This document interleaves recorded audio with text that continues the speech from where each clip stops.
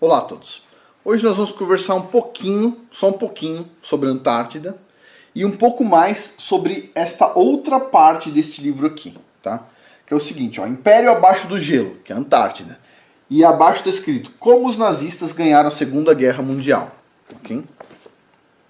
Então a gente vai pôr foco nesta parte de baixo aqui, ó, como os nazistas ganharam a Segunda Guerra Mundial. Beleza. Esse livro aqui foi escrito pelo Stephen Quayle, tá? É um cara que escreveu muitos livros, fez vários filmes, esses filmes aqui muito legais. Fala sobre, ele mostra algumas coisas arqueológicas e tudo mais. Ele sobrevoou o Grand Canyon com uma máquina de alta resolução para procurar coisas arqueológicas. É um cara bem inteligente, tem vários vídeos dele no YouTube, né? O problema dele é que ele fala demais, né? Os vídeos dele são muito longos. Mas é interessante, tem muitas coisas aqui. Esses livros aqui eu já tenho todos, tá? Um que é interessante que uma hora a gente pode discutir é esse aqui, ó, sobre como o pessoal está transformando seres humanos em monstros, né? Muito interessante. E assim, basicamente, este livro ele começa falando sobre a Operação High Jump, né, que aconteceu na Antártida, e ele vai desenrolando a história em função disso, numa linha lógica, tá? Eu não vou fazer isso aqui no vídeo, tá? Eu vou já direto pro assunto, que é o seguinte. Qual que é o problema? O problema é, ó, visão errada do mundo. Diz aqui, ó, vencemos a guerra e Hitler se matou em seu bunker. Que pessoa em sã consciência, dentro de um bunker, se mata? Se o cara quer se matar, ele se mata fora do bunker, certo? Ele não precisa ficar dentro do bunker para se matar. Não faz sentido isso, né? Mas as pessoas acreditam que o cara estava lá dentro de um bunker protegido e resolveu se matar, né? E o corpo? Cadê o corpo pra gente dar uma olhada, né? Aí só tem umas fotos meio borradas lá. Ok. E, inclusive, os soviéticos, os russos, eles não acreditaram na morte do Hitler, tá? Eles achavam que foi um complô ali do Ocidente com a Alemanha para tirar o Hitler do lugar, né? E assim, no final das contas da guerra, né? No final da guerra, sumiram vários cientistas e vários submarinos. Então, é outro ponto que os russos sempre levantam, tá? Esse aqui é uma figura aí do como é que estaria o Hitler numa foto aí sem o bigode e tal, mais careca, né? O pessoal tem a ideia de que o Hitler fugiu para a Argentina, qualquer coisa do tipo. Não é o que diz no livro aqui. No livro ele diz que o Hitler e o grupo dele dos mais top foram para a Antártida, né? Mas a gente já vai chegar ali. Então vamos lá. E as pessoas pensam o seguinte, o Hitler se matou dentro do bunker dele, o que já não faz sentido nenhum. E depois teve o tribunal de Nuremberg, né? E os nazistas foram julgados por um tribunal militar. Errado de novo, tá? Porque olha só, foram julgados 24 nazistas. Entre toda aquela infinidade, só 24. Desses 24, só 12 pegaram pena de morte. Outros 3 pegaram prisão perpétua, outros 3 foram totalmente liberados, e o resto pegou uma pena de alguns anos, tá? Beleza, aqui está a lista deles, né? E só 12 condenações à morte, tá? Então assim, nada impressionante. E aí o que aconteceu? Além disso tudo, aconteceu essa operação Paperclip, tá? Aqui é um livro falando sobre ela. E olha só, diz aqui, ó, do lado, ó, os nazistas não foram derrotados, eles apenas se mudaram para os Estados Unidos. Os Estados Unidos fez uma operação Paperclip que era pegar os principais cientistas nazistas e levar para os Estados Unidos para trazer conhecimento, né? E o que eles trouxeram de conhecimento? Aqui o Wernher von Braun, tá? Administrador da NASA, basicamente o criador da NASA, né? Uma agência super confiável, né? O Arthur Rudolph, cientista da NASA, e o Sidney Lieb, que foi para a CIA. Sério, você acabou de lutar contra o inimigo, humilhou o cara até dizer chega, massacrou a família do cara, etc. tal. Você pega o seu inimigo e leva para sua agência de inteligência. Não sei de onde os caras tiraram essa ideia, mas sério, se fosse um brasileiro nunca faria isso, né? O brasileiro é mais esperto nesse sentido, né? Olha e fala, acabou de massacrar o cara, vou pegar ele por dentro da minha agência de inteligência. Não faz sentido, né? Ok. Olha só, entre 1945 e 1955, os Estados Unidos deu cidadania americana para 3.000 cientistas nazistas. Adivinha quais cientistas desenvolveram vacinas? Hein? Adivinha. Ah, não vou contar. Não vou contar. Deixa para outra hora. Olha só. Cientistas alemães recrutados pelos Estados Unidos. Olha uma pequena leva aqui de cientista alemão. Então pensa só. Teve o Tribunal de Guerra de Nuremberg. Desse tribunal, 20 e poucas pessoas foram julgadas e apenas 12 condenadas à morte. Olha o quanto de gente tem aqui em uma leva só de cientista. Tipo assim, todos esses caras aqui, ou boa parte deles, trabalhou com trabalho escravo de judeu, trabalhou com trabalho escravo de francês, russo. A maioria deles aqui teve a religiosidade que o Hitler colocou, que era uma religiosidade científica, que pregava o darwinismo e a eugenia, tá? A gente já vai ver mais pra frente. E você vai lá, pega esses caras aqui e fala, ô, vocês são queridos aqui, pode vir, tá? Pode vir fazer vacina, desenvolver coisas aqui, foguete, né? Tudo coisa maravilhosa. Tudo bem. Olha só. Esse aqui é o administrador da NASA, que veio lá do regime nazista. Tem fotos dele do lado do Hitler. E é esse cara aqui que é o responsável por mandar foguete para a Lua. Uau, caramba, hein? Uma pessoa muito confiável, né? Aqui, ó, tá ele de novo, o Von Braun. Outro cara aqui, ó, Kurt Debus, foi o responsável por criar o Saturno V, outro cientista nazista. Tá onde esse outro aqui? NASA. A NASA foi escolhida, hein? Olha só esse outro aqui. Tá vendo esse velhinho cara de bonzinho? Cuidava do trabalho forçado das pessoas, tá? E assim, trabalho forçado, depois a gente vai ver o que é trabalho forçado, tá? Mas olha só, foi pra onde? NASA. E este outro aqui, ó, com foguete na mão, adivinha pra onde ele foi, esse cientista nazista? Não tô tentando ofender o cara chamando de nazista, ele realmente era do partido nazista, ok? Pra onde ele foi? NASA. Olha só que interessante. Esse outro aqui não, esse aqui foi trabalhar com câncer, tá? Mais um aqui, ó. Esse aqui foi trabalhar onde? Cientista nazista? NASA. Olha só o cara aqui que trabalhou com questão de gases mortais na Alemanha, etc. tal. Recebeu uma condecoração da Cruz de Mérito de Guerra do próprio Hitler em mãos. Olha só. Ele foi trabalhar onde? CIA. Pô, você tá de brincadeira, meu. Os caras estragaram tudo, meu. Olha só, essa aqui é uma reportagem da Forbes do ano de 2019, tá? Abril de 2019, falando, ó, mais de uma dúzia de bilionários europeus ligados a BMW, L'Oréal, Bosch, têm famílias com passados relacionados ao nazismo. Tá aqui, ó. Este cara aqui de barba aqui é o cara da Bosch, fundador da Bosch. Conversando com quem? Ó, Adolf Hitler. Ok? Olha que interessante. Muito interessante. Diz aqui, ó. A família bilionária Heyman, que é dona da holding Jabi, e essa holding é a dona do Krispy Kreme, que é uma marca de rosquinha que tem aqui nos Estados Unidos, que vende no Walmart. Ela é dona do Panera Bread, que é acho que é um restaurante, eu nunca entrei. E outras coisas. Adivinha? Usou trabalho escravo durante o nazismo, tá? Não pagava nada, trabalho forçado, né? E agora, recentemente, então, ela assumiu isso, que é verdade, etc, tal. Agora, para um pouquinho. Ela assumiu por quê? Porque eles são bonzinhos, ficaram com dor no coração, tal.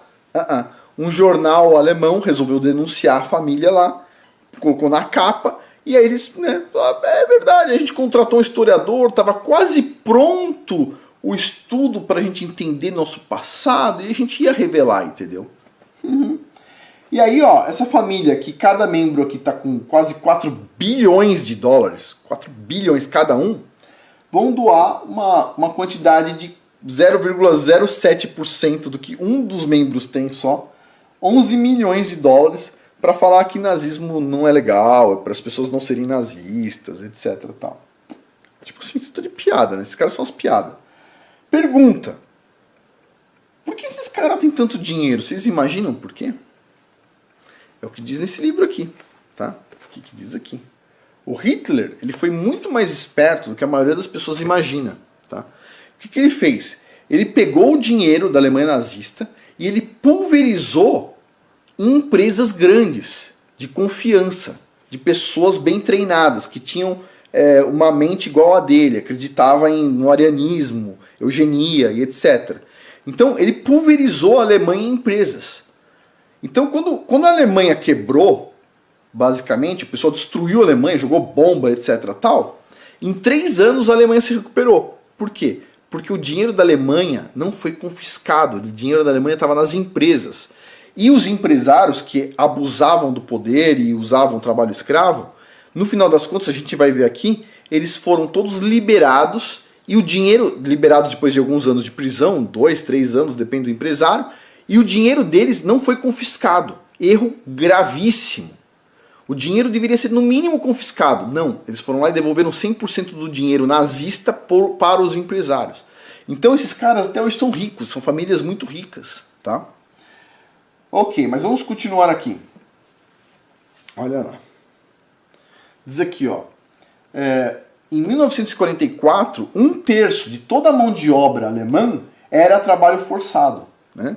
Então a maioria das companhias alemãs usavam trabalho escravo, trabalho forçado. Neste caso aqui, ó, o Herbert Quandt, que está aqui à esquerda, né, e a sua esposa Joana. Diz aqui, o pai dele, ele empregou 50.000 trabalhadores escravos na fábrica da família, tá?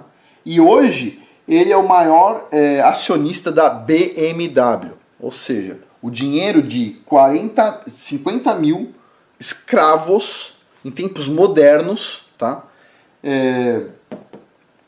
Foram que o pessoal passou de familiar em familiar para o cara ir lá comprar a BMW, né?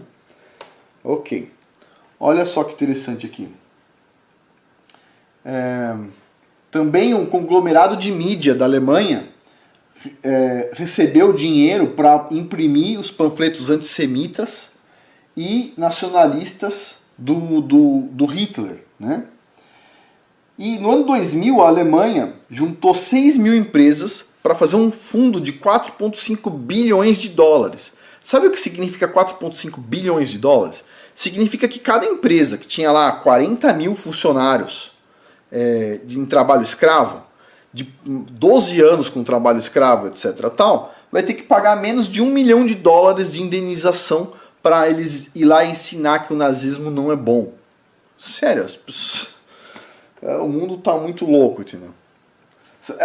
O dinheiro dessas empresas devia ser confiscado, percebe? Pelo menos assim, 50%, uma quantidade, né? No mínimo. No meu ponto de vista, tinha que confiscar tudo, né? Sua família veio desse negócio aí, sabe o que a gente vai fazer? Você tem o direito de começar do zero, ok? Pronto, acabou. Vamos lá. Olha só, diz aqui, alguns dos mais ativos líderes, mais ricos líderes europeus de negócio, trabalharam para os nazistas, né? Um deles escreveu isso aqui, olha só que carta bonita, ó. Olha só. Nós somos de uma família de negócios puramente ariana, há mais de 100 anos. E como donos, somos incondicionalmente seguidores da teoria da raça, que o Hitler pregava, de querer matar as pessoas que têm uma raça diferente, para purificar a raça, etc. tal. Empresário falando. Muito interessante, tá? Tem um empresário, a gente vai ver acho que mais pra frente, que morreu muitas pessoas na fábrica dele e ele gostava só de empregar mulheres. Então assim, de manhã, as não sei quantas mil mulheres que eram contratadas da fábrica dele, que é contratada assim, né? 0. Eu recebia 0, trabalho forçado. Elas recebiam assim, ó, você trabalha e a gente não te mata. Que tal isso? Então, todo dia de manhã, as mulheres todas tinham que se juntar. Se tiver criança, pode parar um pouquinho. Não vou falar o que eles faziam com as mulheres, deixa quieto. Vou pular, vai. Pula a história.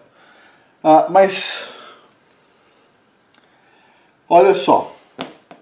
Esse aqui era o logotipo da Volkswagen em 1939, ó. E agora é o que está hoje, né? A Volkswagen tinha lá o Fusca, né? O Fusca era o menina dos olhos do Hitler, né? Tá aí, ó, no mundo inteiro hoje. Então, pera um pouquinho. O pessoal utilizou lá trabalho escravo, não sei se a Volkswagen especificamente, mas aparentemente está aqui nesse site, History Collection, né? O pessoal trabalhou naquele período todo, etc. Ganhou dinheiro dos nazistas, ficaram ricos pra caramba e a empresa não quebra. Eles vão lá e deixaram todo o dinheiro com as empresas. E essas empresas, adivinha o que elas fizeram? Elas conquistaram o mundo, basicamente. Olha só, essa empresa vocês conhecem? Hugo Boss. Hugo Boss fazia todo o uniforme nazista. Puxa vida, né? Ganhava dinheiro fazendo com trabalho escravo, trabalho forçado, de francês, russo, judeu, tudo lá na beira da morte, para fazer as roupas bonitas aí dos nazistas. E tá até hoje. Vocês sabem quantas empresas o Hugo Boss tem? 1.100 empresas no mundo. A Hugo Boss. Então, o que o Steven Quayle está mostrando aqui é que o Hitler usou uma estratégia muito esperta. Ele pulverizou a Alemanha em empresas. Tá? A Alemanha dificilmente conseguiria entrar nos Estados Unidos, dificilmente conseguiria entrar no Brasil. Agora, as empresas alemãs, elas conseguem entrar em qualquer lugar do mundo, percebe? Ele basicamente fraudou o sistema. Né? Olha só, vou deixar essa reportagem para vocês lerem, se tiver interesse. Aqui, ó, Hugo Boss, ó. Mais de 1.100 empresas no mundo, ó, que o pessoal trabalhando, trabalho forçado. Foto. Aqui, ó, Hitler visitando a fábrica da BMW. Também tinha trabalho forçado. Olha só, Siemens, tá? Mesmo site. Siemens fazendo parte aí da morte do Holocausto, né? Diz aqui, ó, hoje a Siemens tem 375 mil pessoas, né, trabalhando. É um conglomerado que gera 83 bilhões de euros. E essa empresa enorme aqui trabalhava lá para os alemães, né? Aqui, ó, Adolf Hitler conversando com Thomas Watson, criador da IBM. Sabe as cidades inteligentes hoje que vão cuidar de todos nós? Pois bem, quem está fazendo é a IBM. E olha para quem ele trabalhava, ó. Interessante, né? Em 2001 foi lançado um livro que se chama IBM e o Holocausto, com mais de 20 mil documentos mostrando o que a IBM fazia naquele período, né? Incluindo essas planilhas aqui para controle da SS. Né? Olha só, esta empresa aqui, ó, IG Farben, ela foi dividida em 3 empresas, tá? Uma delas é a Bayer e a outra é a BASF, tá? E elas tinham um campo de concentração próprio de trabalho forçado. Olha que interessante. O trem chegava lá com os novos funcionários deles. E a empresa, ó, tá forte até aí. Aposto que se você tivesse uma empresa naquele período, os seus filhos não iam ter chegado até aqui com a empresa. Porque as empresas quebram. Agora, essas empresas que receberam muito dinheiro do governo nazista, ó, não quebra nunca, né? Interessante. Olha só, os jovens bilionários do mundo na sombra, escondido na sombra do nazismo. Então, por exemplo, falando aqui, ó, do avô do cara trabalhava para o governo nazista fazendo armas, né? E aí tá hoje lá, ó, você olha lá, o pessoal, nossa, eu sou muito esperto. O rapaz aqui, 2 rapazes com 19 anos e 2 bilhões de dólares. Adivinha da onde veio esses 2 bilhões de dólares? Veio do vovô, aqui em cima. Impressionante, tá? Na fábrica deles, do vovô deles ali, ó, morreram 40 mil pessoas trabalhando. Impressionante, né? E ao invés do pessoal confiscar o dinheiro do vovô dele, no tribunal de Nuremberg, o que o pessoal fez? Ó, vovô, fica aí 2 anos na prisão e depois a gente libera você com todo o dinheiro, ó. Não vamos confiscar sua empresa, não vamos confiscar dinheiro, nem nada. Vocês podem ficar tranquilo. Impressionante. Então tá aqui, ó, o pessoal devolvendo dinheiro lá pro vovô dele, os Estados Unidos devolvendo dinheiro, né? E aí o que acontece? Basicamente, então a Alemanha, ela foi dividida em empresas. Então a Alemanha foi destruída, veio a guerra que destruiu a Alemanha, o que aconteceu? Ela conseguiu se reconstruir rapidamente. Em menos de 3, 4 anos, a Alemanha já estava maior que a Inglaterra de novo. Tipo assim, muito rápido. Como é que eles fizeram isso? Porque a Alemanha foi pulverizada em empresas, tá? Foi a estratégia deles, né? E aí olha só, qual que é o segredo dessas corporações aqui? O segredo é assim, ó. O segredo é nós não podermos usar o segredo deles. Qual que é o segredo deles? Eles passam as coisas de pai para filho, geração após geração, pai para filho.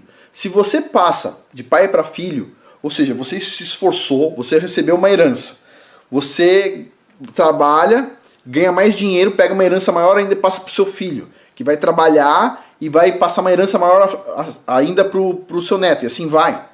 O que acontece? Ninguém recebe herança praticamente. Tá? Eu não recebi. Né? Praticamente ninguém recebe. Ah, Afonso, eu recebi uma casa que eu dividi entre 3 irmãos. Tá, você percebe que não é muita coisa? Tipo assim, para uma vida de trabalho. Então assim, basicamente a gente não tem herança. Por quê? Porque nós somos condicionados a gastar dinheiro com médico, tá? Com a medicina.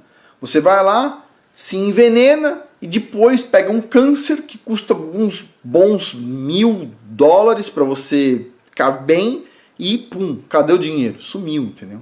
Então você ganha dinheiro dessas grandes corporações durante a vida e depois você vai lá e devolve para elas quando você vai morrer, basicamente, né? Ou seja, nada muito produtivo, né? Paciência.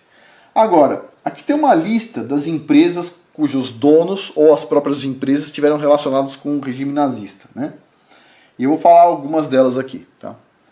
BMW, L'Oréal, IKEA, Siemens, Deutsche Bank, Daimler, Volkswagen, Mercedes, Hugo Boss, General Motors, Bayer, BASF, Nestlé, Standard Oil, Banco Chase aqui nos Estados Unidos, Allianz, Audi, BMW, Ford, Mercedes-Benz, Porsche, aí a Krispy Kreme, que é do pessoal que trabalhou para os nazistas, mas não a Krispy Kreme em si, Jimmy Choo Shoes, que é alguma coisa de sapato, e a Calvin Klein.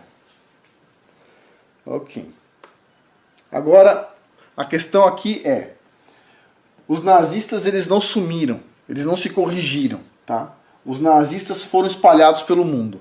O Tribunal de Nuremberg condenou à morte só 12 pessoas, tá? A gente pensa assim, muitas pessoas morreram lá no Tribunal de Nuremberg. Não, 12 pessoas. 3 prisões perpétuas. Todo o resto, além dessas 12 pessoas aqui, centenas de cientistas foram espalhados pelo mundo, principalmente nos Estados Unidos. Fundaram a NASA, trabalharam para a CIA e outras companhias importantes, centros de câncer, vacinas, ok? Centenas de grandes empresários e grandes investidores foram espalhados pelo mundo ou ficaram na Alemanha e cresceram pelo mundo inteiro com milhares de empresas e controlam milhares de empresas no mundo. Vem lá da Alemanha. Outra parte desses nazistas se tornaram políticos alemães também, voltaram para a política, né?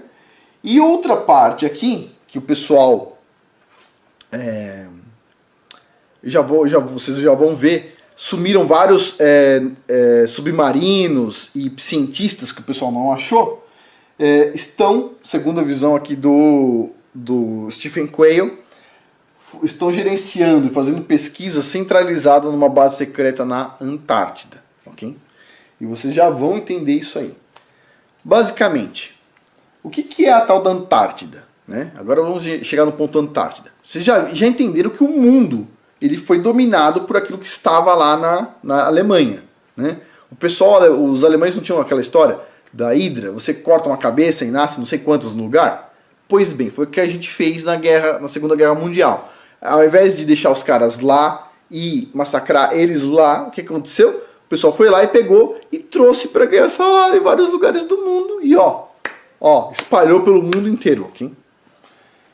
Ok, mas vamos lá, Antártida. O que tem na Antártida? Nada, tá? Antártida só tem gelo, basicamente. Os pinguins na beirada, mas gelo. Um bloco de gelo gigantesco. É o lugar mais alto do mundo, o continente mais alto. É o continente que tem o vento mais forte, é o mais seco e o mais frio. Tipo, não tem nada de interesse na Antártida, basicamente. Ela é coberta de gelo e só 1% do continente não tem gelo. Tipo, quase nada. E aí, acabou a guerra, aquela muvuca, o pessoal perdoando todo mundo, só que os Estados Unidos teve muitas baixas e, mesmo tendo tantas baixas, resolveram fazer uma operação que se chama High Jump na Antártida. O que é essa operação High Jump? Olha só, foi uma operação que incluiu 4.700 homens, 13 navios de guerra e 33 aeronaves. Ok? E adivinha o que aconteceu lá? Ah, se eu te contar você não vai acreditar. Então eu vou fazer o seguinte, eu vou parar um pouquinho o vídeo, vou colocar uma reportagem de uma TV russa, tá legendado em português, vocês assistem e eu já volto. Tá? Vou colocar em seguida deste vídeo aqui e já volto para terminar, tá bom? Эти неопознанные летательные объекты имеют вид не просто шаров или светящихся каких-то туманных областей, а довольно четкий техногенный вид. Американцев всегда интересовало техномагическое наследие Германии. В этом никакого сомнения быть не может. И вдруг происходит нечто необъяснимое. Экспедиция, рассчитанная на полгода, уже через 2 месяца спешно сворачивается и покидает берега Антарктиды. Это настоящее бегство. Реальные факты, достоверные свидетельства, сенсационные версии в фильме «Третий рейх. Операция НЛО». Часть 1. База. Начало 1947 года. Очередная экспедиция легендарного американского полярника Ричарда Бёрда подошла к берегам Антарктиды. Очень странная экспедиция. В отличие от первых 3, она полностью финансируется военно-морскими силами США и имеет военное название «Операция High Jump» – «Высокий прыжок». В подчинении адмирала Бёрда мощная военно-морская группировка, авианосец, 12 надводных кораблей, подводная лодка, более 2 десятков самолетов и вертолетов, около 5000 человек персонала. Согласитесь, странный состав для научной экспедиции. 2 декабря 1946 года, перед выходом эскадры в антарктический поход, адмирал Бёрд на встрече с прессой заметил: «Моя экспедиция имеет военный характер». О подробностях он не сказал ни слова. В конце января 1947 года началась авиаразведка антарктического континента в районе земли Королевы Мод. Все идет по плану. За первые недели сделаны десятки тысяч аэрофотоснимков. И вдруг происходит нечто загадочное. Экспедиция, рассчитанная на полгода, уже через 2 месяца спешно сворачивается и покидает берега Антарктиды. Это настоящее бегство. Потерян эсминец, почти половина палубной авиации, десятки матросов и офицеров. Членам чрезвычайной следственной комиссии Конгресса США адмирал Бёрд заявил буквально следующее. В случае новой войны Америка может подвергнуться атаке врага, обладающего способностью летать с одного полюса на другой с невероятной скоростью. Кто поверг в бегство американскую эскадру? За 1,5 года до экспедиции адмирала Бёрда летом 45-го в аргентинский порт Мар-дель-Плата вошли и сдались властям 2 немецкие подводные лодки. Необычные лодки. Лодки из состава так называемого конвоя фюрера. Это сверхсекретное соединение выполняло задачи, подробности которых до сих пор остаются в глубокой тайне. Экипажи подлодок показания давали неохотно. И все-таки американцам удалось кое-что узнать. Так командир У-530 рассказал о своем участии в операции под кодовым названием «Валькирия-2». За 3 недели до конца войны подводная лодка У-530 вышла из киля и взяла курс на Антарктиду. На борту подводной лодки находились пассажиры, лица которых были закрыты повязками, а также реликвии Третьего Рейха. Командир другой лодки, У-977, Хайнц Шефер, показал, что немного позднее повторил этот же маршрут. Выяснилось также, что немецкие подлодки неоднократно ходили в Антарктиду. Но почему именно туда?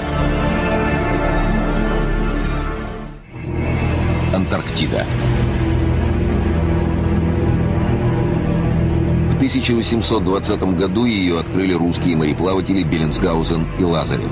С тех пор этот загадочный континент, по площади превышающий Европу, как магнитом притягивает к себе исследователей.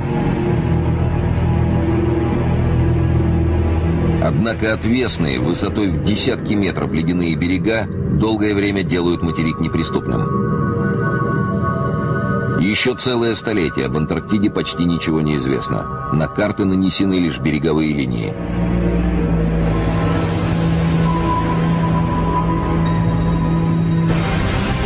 И вдруг к далекому и бесполезному ледяному континенту проявляет непонятный интерес Германия. На изучение Антарктиды выделены огромные средства. В конце 30-х годов организованы 2 научно-исследовательских экспедиции. И это перед войной, готовые разразиться со дня на день.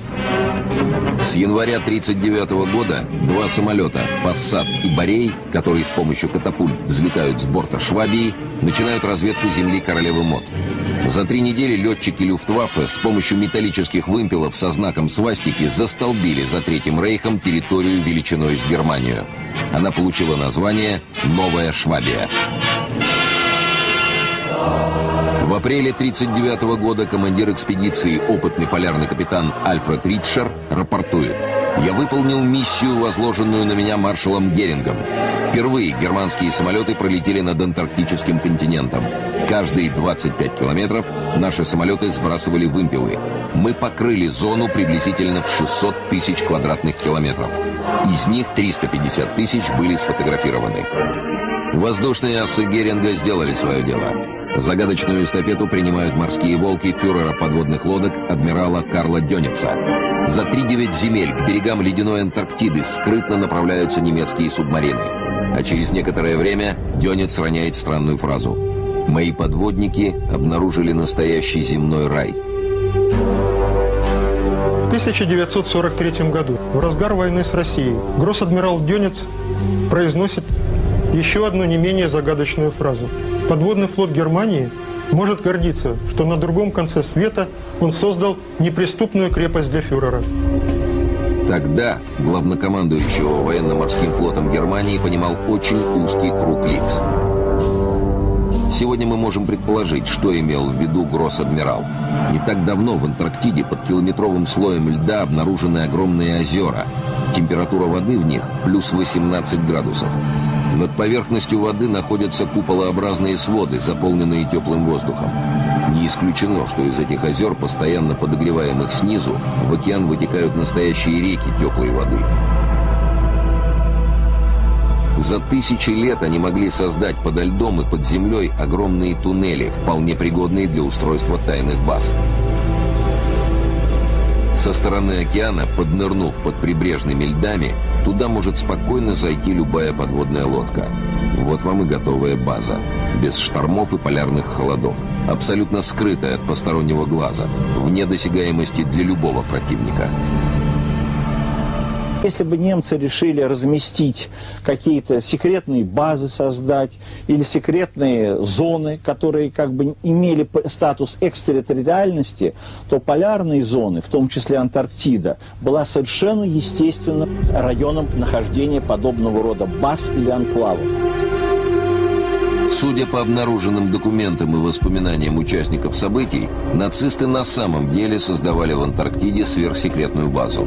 Она носила кодовое название «База 211». Уже с начала 1939 года между Антарктидой и Германией начинаются регулярные рейсы специально переоборудованного исследовательского судна «Швабия». На землю Королевы Мод перевозится горнопроходческое оборудование и другая техника, в том числе рельсовые дороги, вагонетки и огромные фрезы для проходки тоннелей. Туда же прибывают ученые, инженеры, высококвалифицированные рабочие. Для чего Германии была нужна столь удаленная база? Предположения высказываются разные. Одни полагают, что с ее помощью немцы хотели контролировать Южные моря. Другие считают, что Германию привлекали полезные ископаемые Антарктиды, особенно уран, без которого невозможно создание сверхоружия. А кто-то утверждает, что на случай проигрыша в войне в Антарктиде готовилось убежище для элиты Третьего Рейха. И что якобы уже с 1942 года в Новую Швабию началась переброска ее будущих жителей. Не только ученых и специалистов, но и представителей нацистской партии и государства. И что туда же из Германии переносятся некие секретные производства.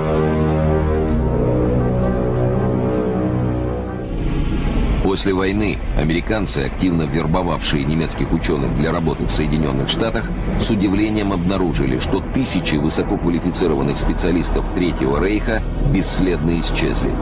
Исчезло и более сотни подводных лодок. Среди погибших они не числились. Возможно, американская разведка действительно располагала какими-то сведениями о том, что часть какого-то наследия технического потенциала, ученые, действительно была вывезена из Германии. И естественно, что антарктические полярные зоны оказывались в поле зрения их внимания. А тут еще показания немецких подводников, сдавшихся аргентинским властям. По всей видимости, все это чрезвычайно встревожило американцев. И в конце 1946 года знаменитый полярник и одновременно адмирал американских военно-морских сил Ричард Бёрд получает приказ уничтожить нацистскую базу в Антарктиде. Но не тут-то было. Отпор, который получила американская эскадра, до сих пор вызывает массу вопросов. Дело в том, что в Вашингтоне адмирал Бёрд докладывал не просто об истребителях с немыслимыми возможностями. Он говорил о нападении на экспедицию странных летающих тарелок, которые выныривали из-под воды и, двигаясь с огромной скоростью, нанесли экспедиции значительный урон. Вот как описывает этот бой, который произошел 26 февраля 1947 года, другой его очевидец. Участник экспедиции, опытный военный летчик Джон Сайерсон.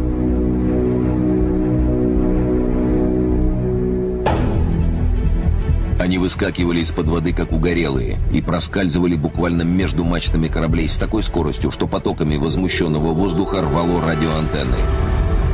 Несколько корсаров успели взлететь с Касабланки. Я не успел и глазом моргнуть, как два из них, сраженные какими-то неведомыми лучами, брызнувшими из носовых частей этих летающих тарелок, зарылись в воду возле кораблей. Я в это время находился на палубе Касабланки. Я ничего не понимал.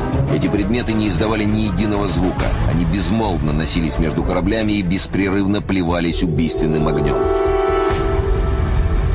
Внезапно эсминец «Мердок», находившийся от нас в 10 кабельтовых, полыхнул ярким пламенем и стал тонуть. С других кораблей, несмотря на опасность, немедленно были посланы к месту катастрофы спасательные шлюпки и катера. Весь кошмар продолжался около 20 минут. Когда летающие тарелки снова нырнули под воду, мы стали подсчитывать потери. Они были ужасающими.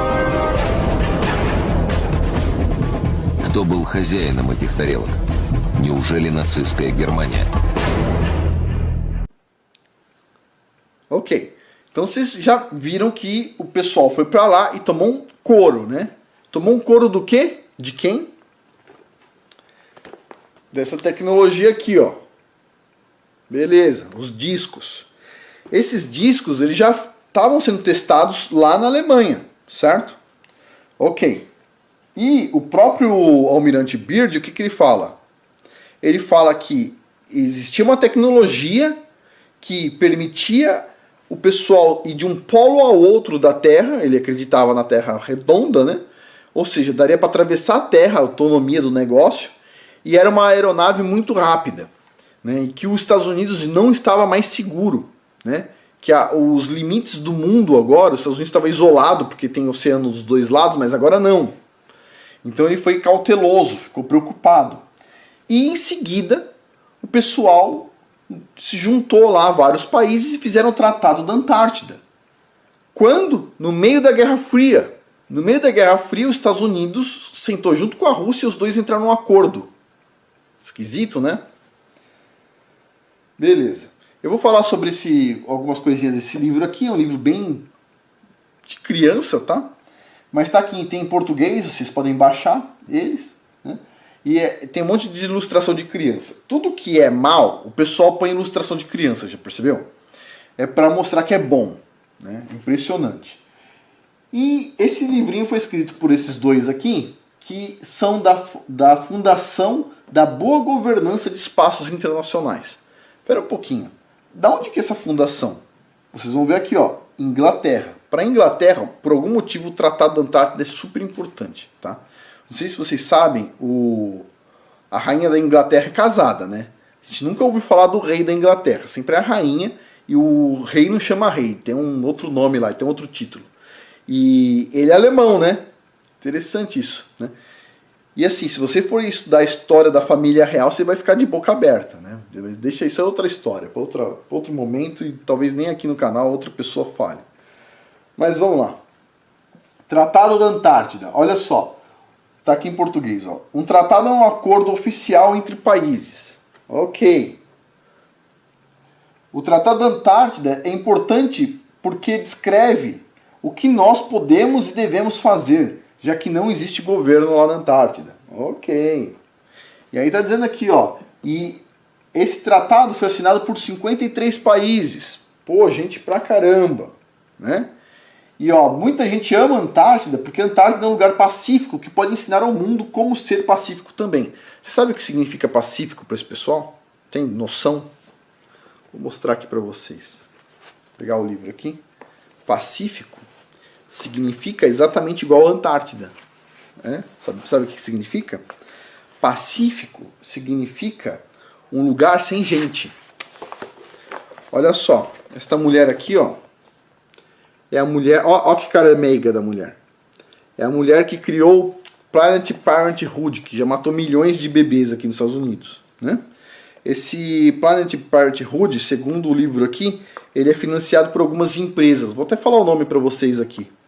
Adobe, American Cancer Society, American Express, AT&T, Avon, Bank of America, Clorox, Coca-Cola, Deutsche Bank, Energizer, ExxonMobil, Fannie Mae, Johnson & Johnson, Microsoft, Nike, PepsiCo, Pfizer, Starbucks, Verizon e Wells Fargo. Então olha só, inclusive está a Microsoft aqui. Então Bill Gates, ele acha legal financiar a clínica de aborto e diz que ele acha legal também financiar vacinas para nos ajudar. E essa mulher aqui, a Margaret Sanger, tem um comentário dela aqui, que ela tem uma revista que se chama The Birth Control Review, ok? E nessa The Birth Control Review, ela fala sobre o plano de paz. O plano de paz, adivinha como é que é? Ó? Tá aqui, ó, plano de paz, tá bem aqui, ó. Falando sobre o plano de paz. O plano de paz dela, basicamente, é fazer esterilização, leis de esterilização em massa, ok? Para ter menos crianças, esse é o plano de paz. Então quando você lê assim, ó, muita gente ama a Antártida, porque a Antártida é um lugar pacífico, que pode ensinar ao mundo como ser um lugar pacífico também. A Antártida tem 1000 pessoas morando lá. Um continente inteiro. Tipo assim, os caras são doentes, tá? Então assim, preocupante. Olha só a revistinha da mulher aqui, ó. Birth Control, aqui, ó. Eugenic Number. Falando sobre eugenia. Uau, caramba. Tem uma coisa mais bizarra ainda. Sabe que o Brasil ele não teve a bandeira sempre igual tem hoje, né? Tinha a bandeira do Império, né? Que era totalmente diferente da de hoje. E aqui tem uma bandeira, olha só. Do braço político da Ku Klux Klan. Eu olhei assim e falei, que coisa esquisita. Olha só isto aqui. Beleza, a gente só vai olhando, vai tentando entender, né? Vai juntando as informações. Mas vamos continuar aqui. Então, Antártida é pacífico, isso é um exemplo para o mundo, tá? Olha lá. E aí o pessoal vai lá, coloca as pessoas, tudo com umas folhinhas de criança desenhada, tal, que lindo, né? Beleza. Olha só, o pessoal celebrando o Dia da Antártida, 23 de junho de 1961, né?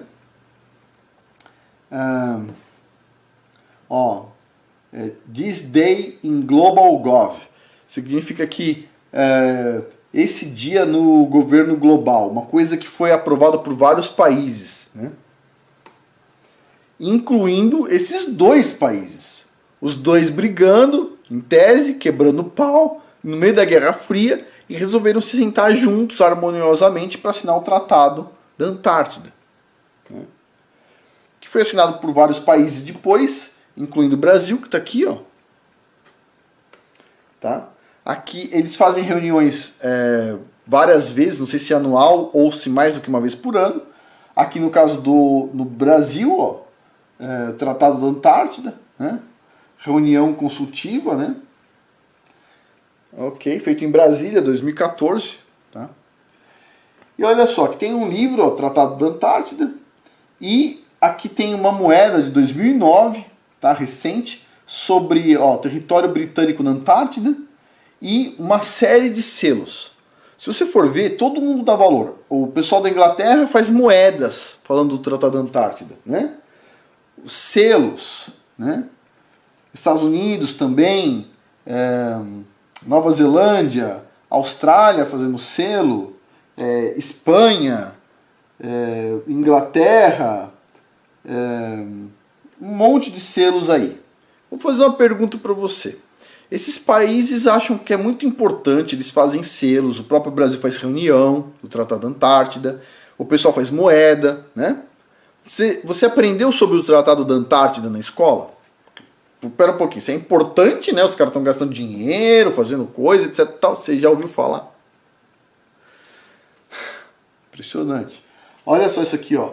Nunca na história um tratado envolvendo 53 países, onde todos eles concordam em proteger uma parede de gelo. Sério, 53 países se juntam e falam, a gente vai investir dinheiro para cuidar dessa parede de gelo. Você está de brincadeira comigo, né? Isso é uma piada, né? Não, não é uma piada. Isso aqui é o Tratado da Antártida. Tá? Então, olha lá, Tratado da Antártida. Antártida é uma reserva natural para paz e ciência, né? Ok. A verdade o que ele está falando aqui, na verdade o que está especulando aqui, é que na Antártida, por baixo do gelo, tem um rio quente, tá? Que abriu uma cavidade no gelo, que chega até o continente, a parte dura do continente, o gelo fica em cima, é um lugar que é relativamente quente, protege dos ventos e tudo mais, e o pessoal montou uma cidade ali, tá? É essa visão que o Stephen Quayle tem. E esses caras, inclusive, o escritório de boa parte dessas indústrias grandes, farmacêuticas e etc., que fazem um monte de baixaria, segundo ele, na visão dele, fica lá na Antártida. E é por isso que o almirante Byrd tomou um couro lá na Antártida, né? Porque vem a pergunta, se ele chegou lá com navio, avião e tudo mais, chegou pronto para destruir a base que tinha lá, como é que ele tomou um pau, né? Quem deu um pau nele? Uma pergunta, né? Agora, vou tentar resumir um pouco aqui. Tudo isso traz uma coisa bíblica pra gente, tá?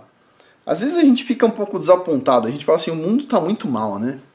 Mas a verdade se nós não seguimos a Bíblia, tá?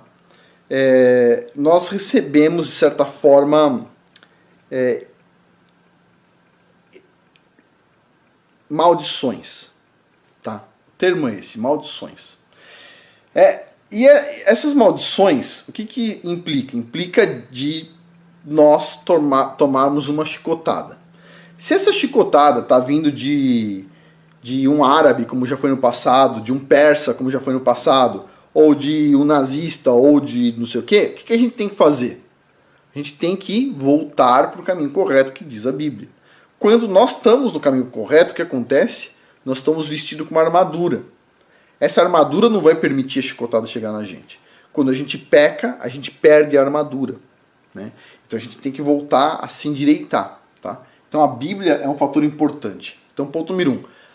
Ah, o mundo é horrível. É horrível, mas se você seguir a Torá, você seguir a Bíblia, tá? O Antigo Testamento e o Novo, você vai estar protegido contra essas coisas. Ponto, né? Nós somos interrompidos, então só concluindo. Outra coisa que a gente aprende de tudo isso, né?